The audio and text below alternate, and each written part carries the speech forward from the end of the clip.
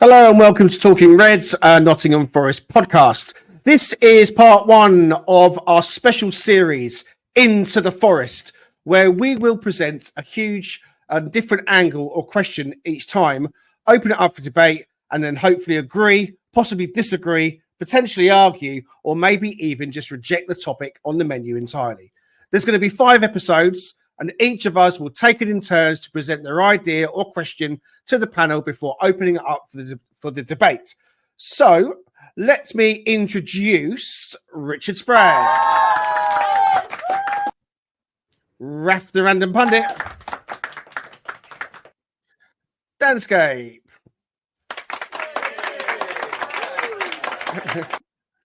and Paul Morley.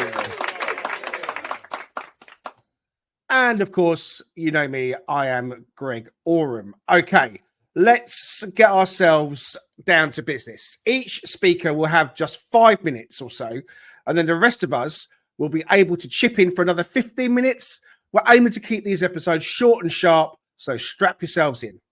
Without further ado, let's get started. And let's hand over to our first speaker. It's Raf. Guess who's back again. Shady's back.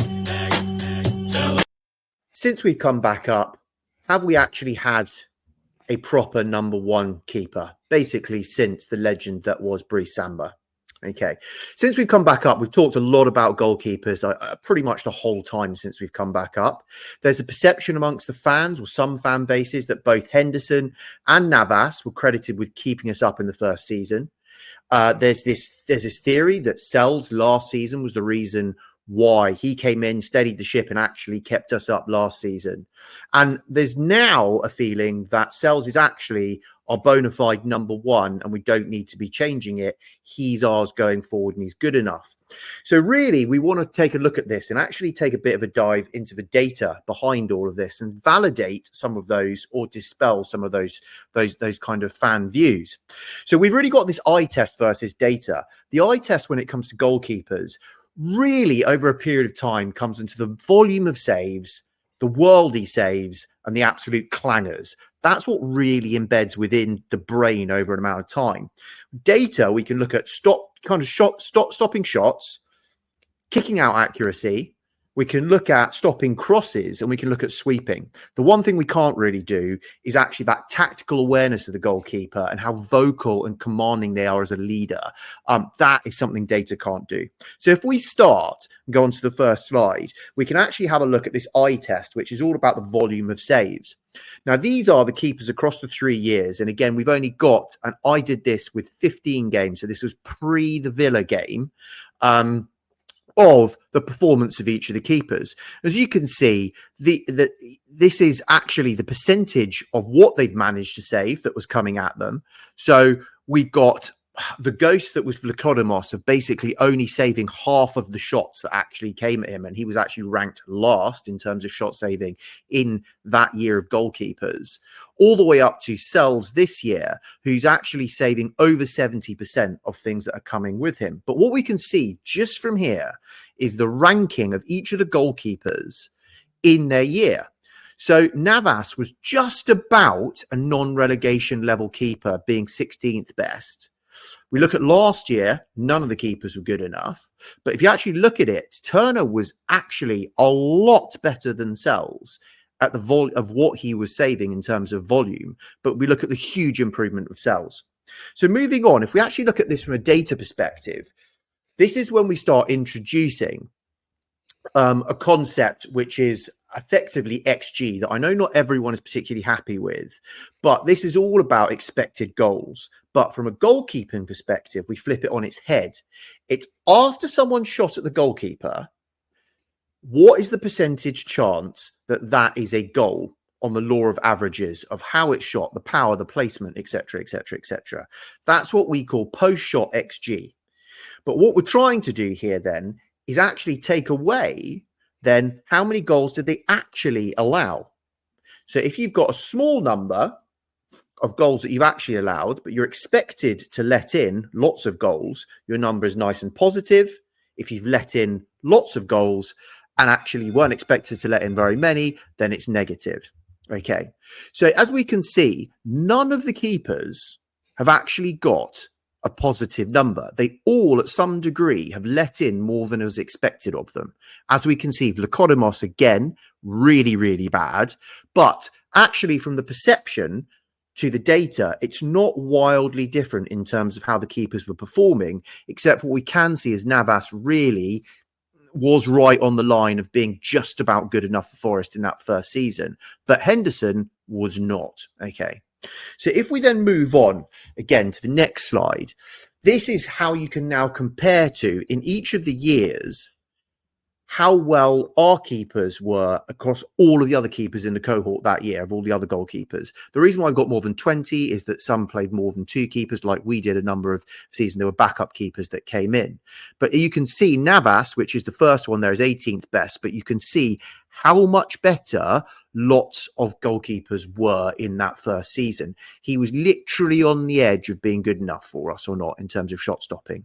We moved to the next year, last year, and you will see how woeful keeping was last year. Now, what I will draw your attention to is that second red bar, the one in the middle, that is Matz Sels, right? And you can see the massive difference between Turner and Sels. Last year, Sels was really not good at all. And the perception of where Turner's come from, if we look at this in terms of what's been stopping, it's that perception piece of the clangers of which Turner had. But if we look at this in terms of per game, right, what we're looking at here is there is a difference between these two bars.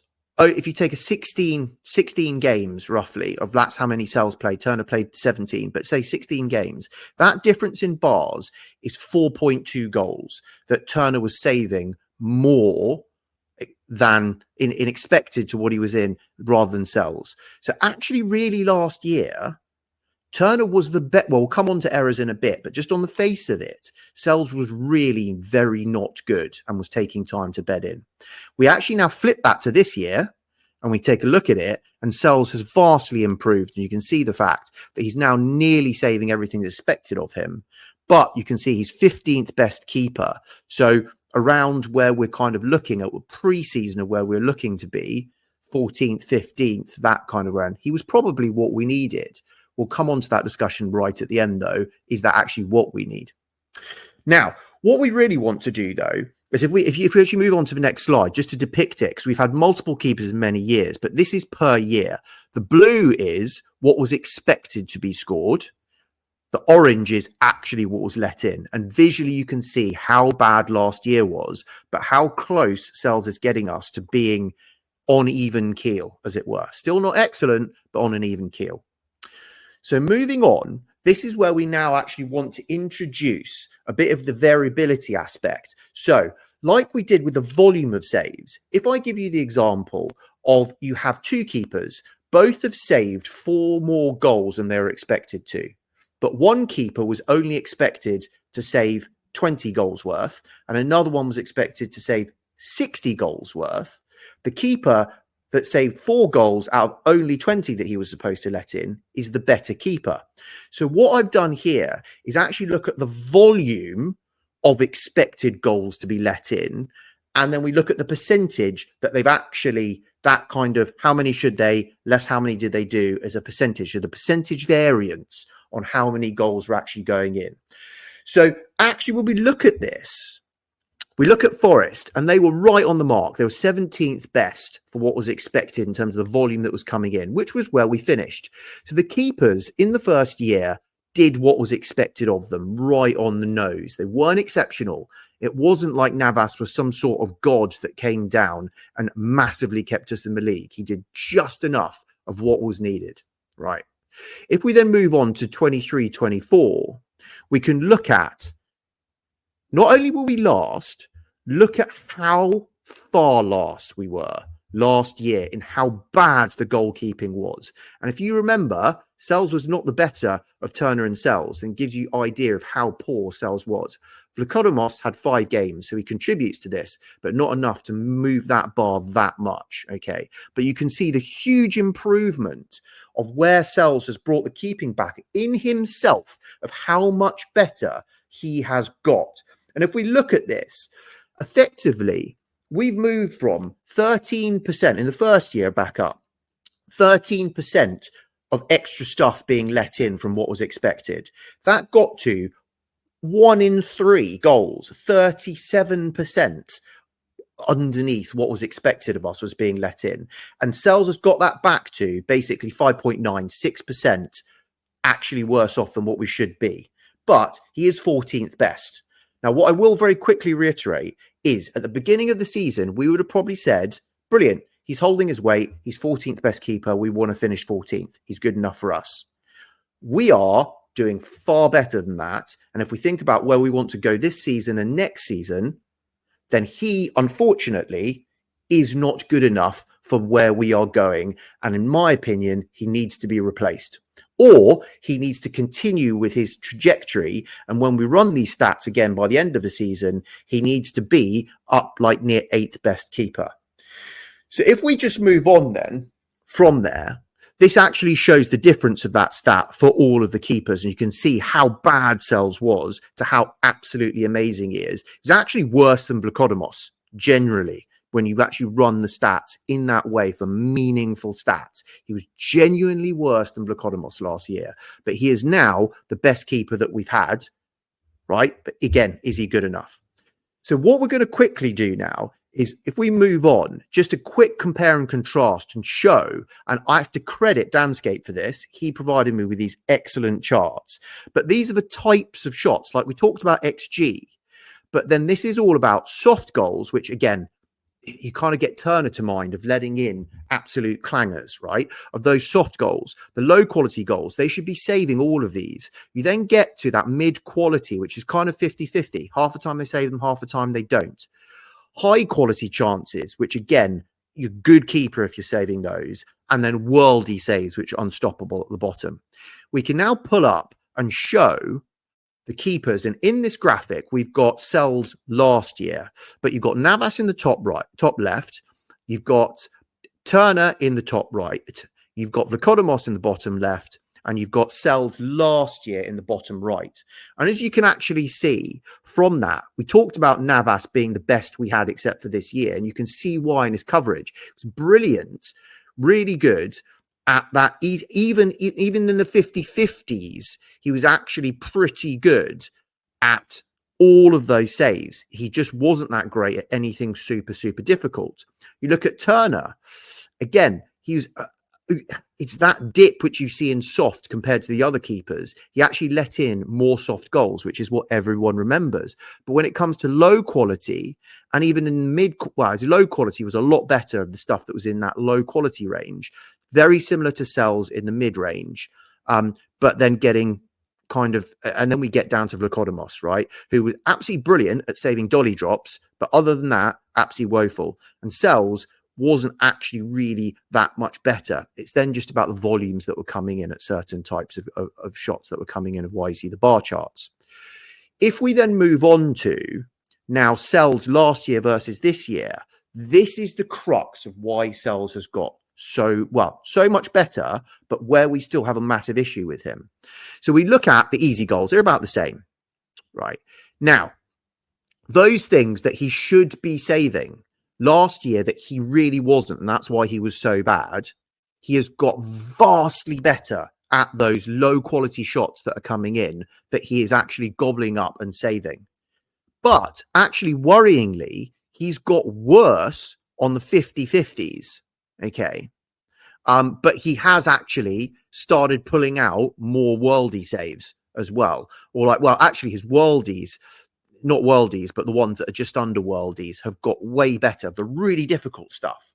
But what is really concerning is this mid-quality 50-50s, where you look at the percentage of what he's saving, which is down near 20% of the 50-50s. That is not what we need. If the whole team is progressing, he needs to progress with it.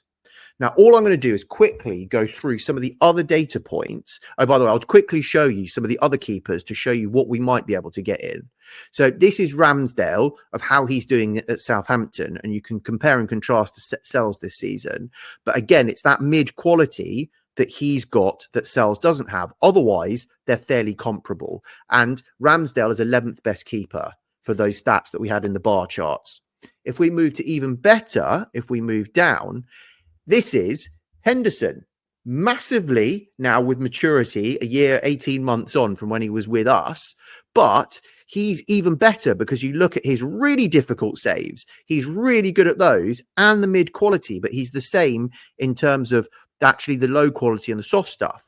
That gives Hendo up to 6th best. Okay. And that is what we're probably aiming for of what we need in if we want to go up.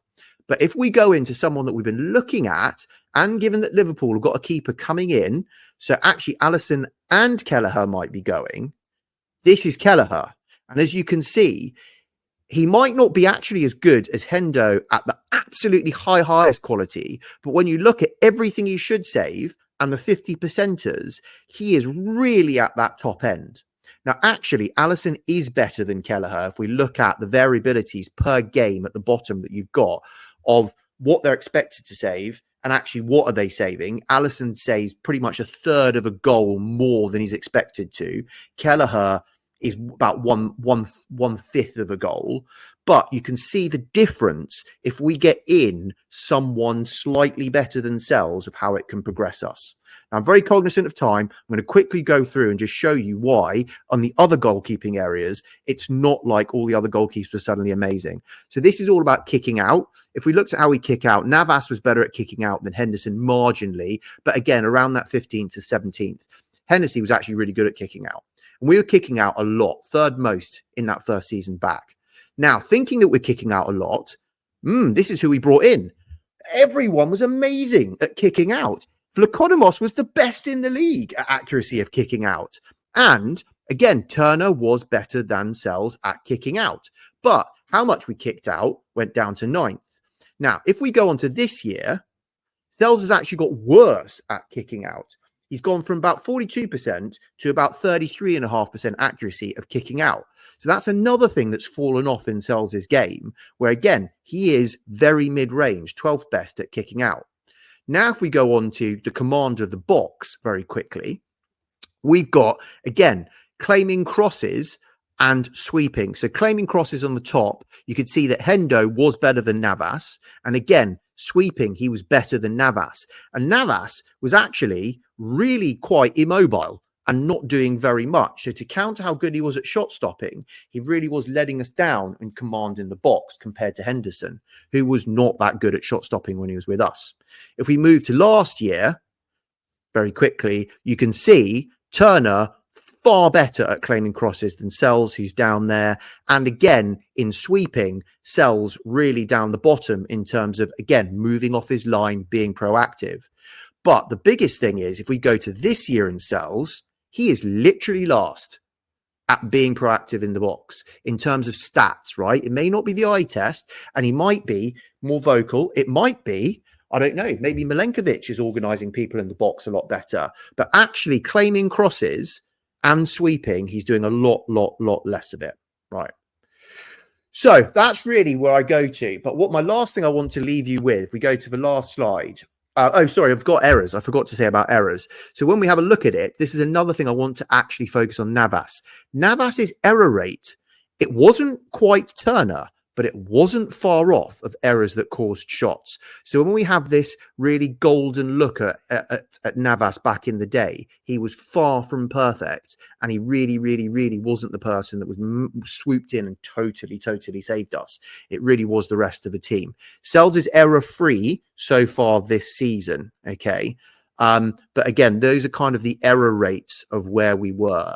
Weirdly, you could see how dependable, weirdly, Vlachodimos and Hennessy were in just not creating errors and creating shots from mistakes. But the last food for thought of a hook on to probably later on in the other series is this is the trajectory of where we've gone across the three seasons so far. from goals after 15 games of how many we've let in. And you can see how much we've massively improved this year in terms of after 15 games, how many goals we've let in. But if we look at these stats that are on the bottom, Sels is actually facing more expected goals than he was when he was in goal last year. He's actually facing more shots on target than he was last year. He's conceding far less goals, nearly a half a goal less per game in actually what he's conceding. And he's stopping more expected goals, again, about half a goal a game than what he's doing. So the thing I'll leave you with is, we know Sels has massively improved, but I am posing possibly that the huge improvement has actually come from Sels and not necessarily Milenkovic or others that have been dropped in. And the defense is doing just about as good as last year. Obviously, on set pieces, something massive has changed, but that is not my topic. And I'm going to leave it there in terms of goalkeepers. Conclusion, Sels was at the beginning of the season what we thought we needed, but he no longer is if we are going to progress.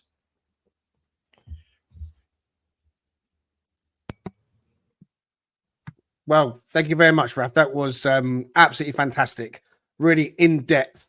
And I'm going to open it up to everyone else to digest that and to slowly think about some questions that they might have. I mean, I've got a question to kick things off, if I may. Sure. So I've been a big supporter of Sels on the episodes we've done and so on, without wanting to stake a claim that he's the best goalkeeper in the world. I was certainly thankful for the stability that his introduction gave us in January of last year, because it had been a calamity with Turner and Vlachodimos. And whilst the stats that you presented perhaps don't bear out what we all thought, that Turner was the absolute disaster and Vlachodimos really was weak when it came to shot stopping, there were weaknesses there. But Sels still was, at fault for letting in goals he perhaps should have saved. The team definitely improved in the second half of the season. And I just think the fans settled down with Sels in the goal, because it just felt like we were going to be moving away from Calamity Turner. And so therefore, I've kind of had a bit of a soft spot for him. I think my question is now, had we taken Kelleher, or had we got Kelleher in the summer, how much of a different league position might we have? I know that it's like getting your crystal ball out. We're fourth in the table at the time of us doing this series. We've just beaten Aston Villa at home. So for those listening and watching, you can reference where we are at the moment. It's 16th of December. So I just wonder what you think in terms of the data you've looked at. If Kelleher had been our goalkeeper, where do you think could we have been even higher? So we would have conceded statistically between just over 3 goals less. So we'd probably be on about 15 goals.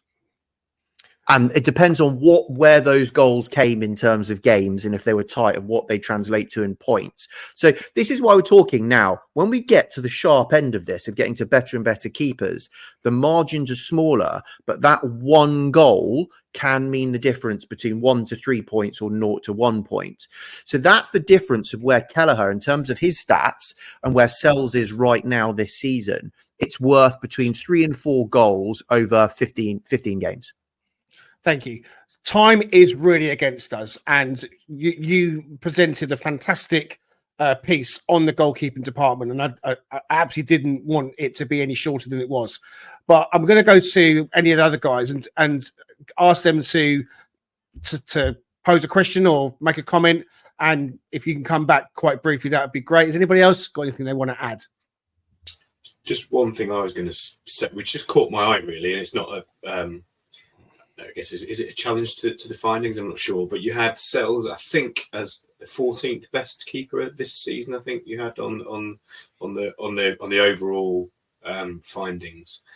I think 19th you had Martinez, who's just won the Golden Glove twice. So that just makes me question a little bit the I guess the method behind it in that clearly we the eye test and everything else suggested Martinez is a great keeper. Obviously, we saw that fantastic save on Saturday. So He also took one in though. Sorry, he also dropped kinda a chucked dolly one drop in the net as well. Yeah, which did he? I counted mean, out. it was point blank, wasn't it? It bounced off his chest. Into his chest, point blank into his chest, and he carried it over the line. Yeah, true. So that probably evens the two. I think He's not. If you looked at him this season, he's was been more shaky. of a worldie than the clanger, if you like. But it's he's been shaky this season. He has been shaky this season, and he is lauded for the fantastic saves that he makes. But as you can see, that scattergram, he does the unbelievable ones that are one shot in however many. It's the bread and butter that he's not been doing very well this season. Yeah. Danscape, you got your hand up. What would you like to say? I would say challenge. No, not at all. I'd say broadly, the stats do reflect my perception of Sels last season, is that there was just a certain quality of save he didn't seem to make that you do see other keepers make. And I think that comes through in the numbers. That's why I did the dive into the types of saves that different keepers make, because I think such an element of the goalkeeping review is about perception. So Sels' perception and his opinion through the fans went up so much from that Chelsea game because he actually did make some high quality saves in that game. And that's where, everyone was then like, Sels is brilliant. And that's what wasn't there last season, because he never really made a save like that last season. He struggled to twist that opinion. I think that's what stuck with me. And he has improved this season. And, there are some issues with the post-shot XG that sort of Paul's alluding to there. If you want to see a prime example of a problem with it, I think there's a save from Ramsdale for Southampton against Man United early in the season, and it's down as being like a worldy save. But the reality is that Xerxes miskicks it, and it actually ends up being quite an easy save because he's close to goal. It sort of goes down as being a worldy save. So there's the odd anomaly, but I think overall, when you look at it, I think it actually reflects my, my opinion on it and my view. And I think we can go out and find a better goalkeeper, but I'm not saying we actually need to in January. I think that's one for longer term. Yeah, I think I'm happy that Sels stays in goal for the rest of the season. I'm not a big believer that you make a change in the goalkeeping department just for the sake of giving the number to a game. So I don't see Carlos Miguel getting a game unless it's in the cup or Sels gets sent off and there's an injury. Certainly not in the form he's been in, because let's face it, has massively improved. So I don't see them being a switch. I don't think Nunes is going to go, I will just give Miguel a game. This is not going to work out that way. So I see any change in the goalkeeping department coming in the summer. But Raf, just finish this off, because you've got about a minute and a half before we got to close this episode off, mate. Yeah, sure. I'd just say on that point, because we face less shots compared to other teams, because we defend from the front backwards, the margin of gain that we get is less by upgrading our keeper compared to other teams. And again, I take your point of stability. I wouldn't change lanes halfway through a season. You look how well gelled this squad is. But I think they start planning in the summer. And I know Marinakis wants to go for gold. And I think we will see in the summer Sels be replaced with a better keeper. I agree. Okay, that takes us to the end of the first part of our special stats series of Into the Forest. By all means, if you are listening or watching along, please drop your comments and we can read them and have a look and see what you think to what these guys here have said. But Raf, absolutely fantastic. Thank you very much. We'll be back for part 2 in this series. We'll see you soon.